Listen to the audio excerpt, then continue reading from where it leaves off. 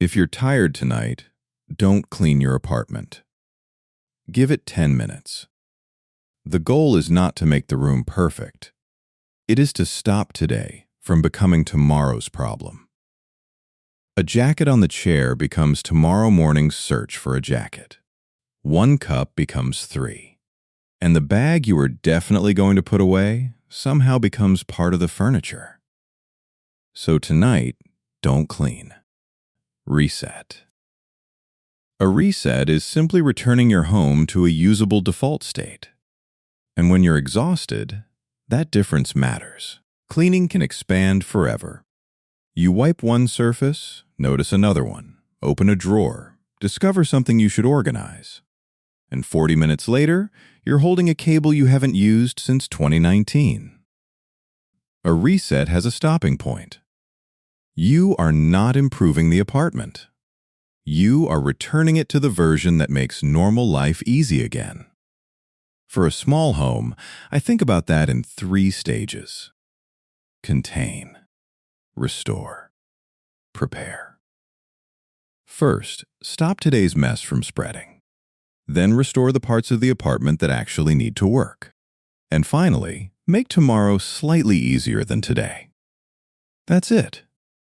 And at the end, I'll show you the 3 things I still do when even 10 minutes feels ambitious. Start at the entrance. Not because it is the most important part of the apartment, because it is where outside life enters. Shoes, a bag, a jacket, packages, receipts that have apparently decided to move in. If those things have no boundary, they travel. The bag goes onto the dining chair. The jacket goes onto the sofa. The package goes onto the table. And suddenly, the entire apartment looks like one long, unfinished arrival. So, for the first minute or 2, don't organize anything. Just contain what came in with you. Shoes back to the entry zone. Bag to its normal place. Jacket away. Packages together. Anything that entered the apartment with you, stop spreading here. In a small home, one object moving into the wrong zone can affect 3 other zones very quickly. Containment prevents that chain reaction. Now look for things that are simply in the wrong place. A cup on the desk, headphones on the sofa, mail on the table, a charger that has migrated across the room. Do not walk every object home one at a time. That turns a 10-minute reset into a small expedition. Instead, create one temporary reset point. A tray, a basket, one clear corner of the table. Put the misplaced objects there as you move through the room. The point is not to create a new storage system. It is to reduce back and forth movement while you reset. And there is one rule. The reset point must be empty before you stop. Otherwise, congratulations. You have invented a smaller drawer without the drawer. Now restore movement. Check the route from the entrance, the path to the kitchen, the area beside the bed, the space between the sofa and the table. Move anything that makes your body negotiate with the apartment. A bag on the floor. Shoes that drifted too far into the room. A stool that somehow moved 6 inches and became a traffic problem. You do not need the whole apartment to look finished.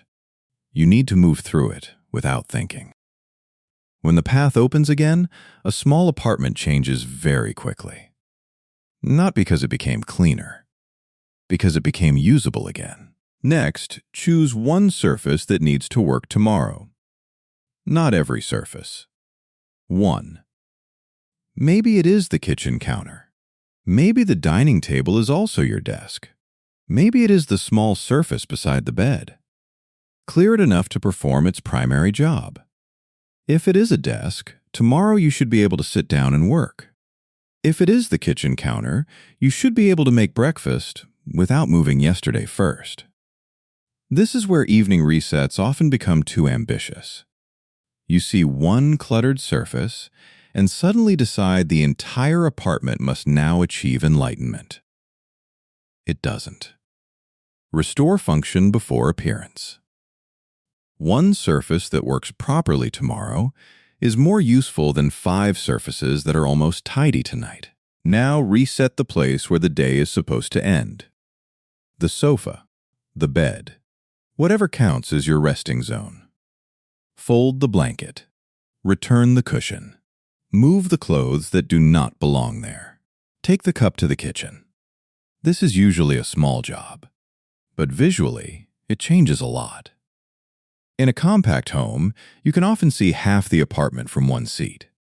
If the place where you rest still looks like unfinished work, the day never quite feels finished. The room does not need to be perfect. It just needs one place that feels settled.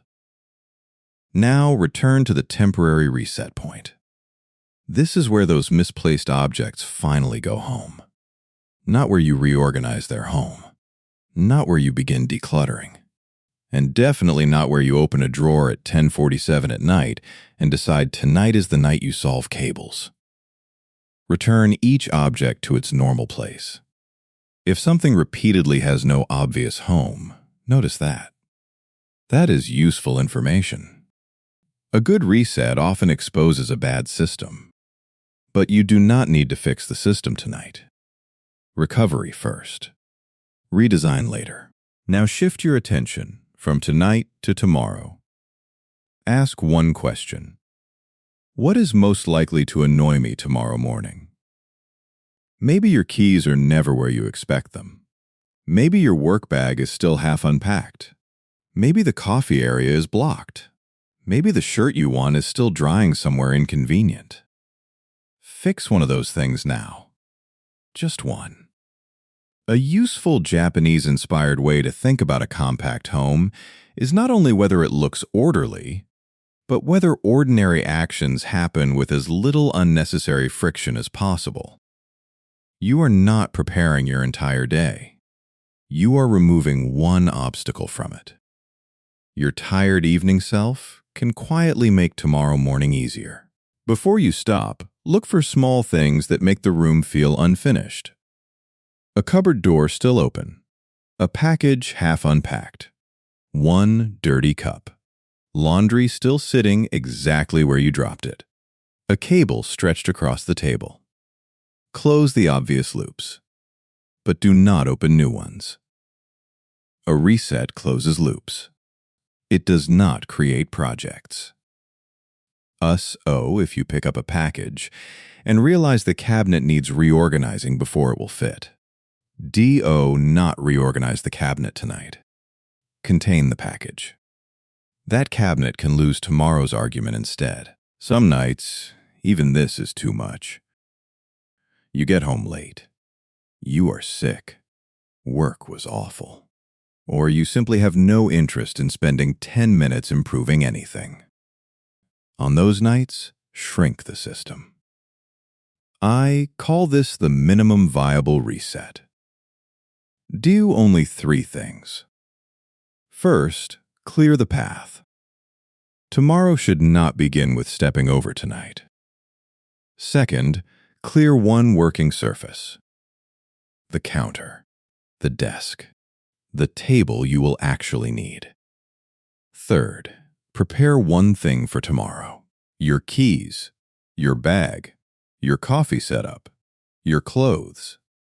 One thing. Then stop. These 3 actions will not make the apartment perfect. That is the point. A system that only works when you have energy is not a very useful system. The minimum version should still work on the days when you have almost none. After 10 minutes, there may still be a few things out. Good. Someone lives here. The goal was never to erase every sign of life. The goal was to restore the parts of the home that make normal life easier. The path is open. One surface works. The things that arrived with you are contained. And tomorrow has one less problem waiting for you. 10 minutes did not make the apartment perfect. It made the apartment usable again. More importantly, it made tomorrow easier.